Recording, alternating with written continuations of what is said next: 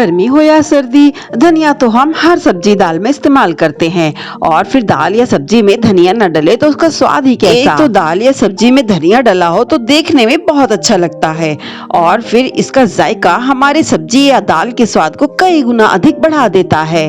लेकिन अगर थोड़ा सा ध्यान दे लिया जाए तो फिर हम इसको भी बहुत समय तक सुरक्षित रख सकते हैं। जैसे जैसे गर्मी बढ़ती है, सब्जी मंडी में ये दिखाई देना बंद हो जाता है। पहले तो ये इतना महंगा हो जाता है कि इसके दाम ही बहुत अधिक बढ़ जाते हैं, और फिर धीरे धीरे ये आना ही बंद हो जाता है। क्यों ना इसके रहते ही इसको हम सुरक्षित करके इस्तेमाल करें। तो यहाँ पे हमने ले लिया है एक गुच्छी भर धनिया। इसी तरीके से हमें बाकी धनिया को भी सुरक्षित करके रखना होगा।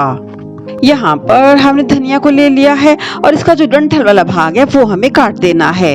फिर जब हम डंठल वाले इसके भाग को काट देते हैं, तभी हमारा धनिया बहुत समय तक सुरक्षित बना रहता है। और फिर इस तरह से बिना खराब हुए वो लंबे समय तक चल सकता है। इस तरह से हमने सभी डंडियों को अलग कर लिया है।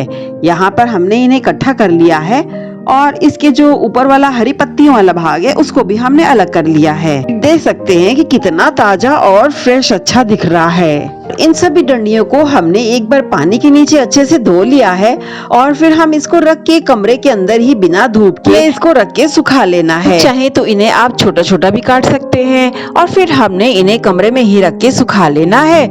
और फिर इनको अच्छी एक बार धूप दिखाकर हमने इनको मिक्सी में चला के इसका पाउडर बना लेना है, और फिर हम उसको सब्जी में अपने इस्तेमाल करेंगे। जो धनिया की पत्तियों वाला भाग है उसको भी हमने रख के एक डिब्बे में भर के सुरक्षित कर लिया है। तरह का डिब्बा जो है, जब हम फ्रूट्स लेते हैं तो वो छेद वाला डिब्बा हमें मिलता है, जिससे कि ग्रेप्स या और फ्रूट्स वगैरह इसमें खराब ना हो और इसमें हवा भी अच्छी लगती रहे।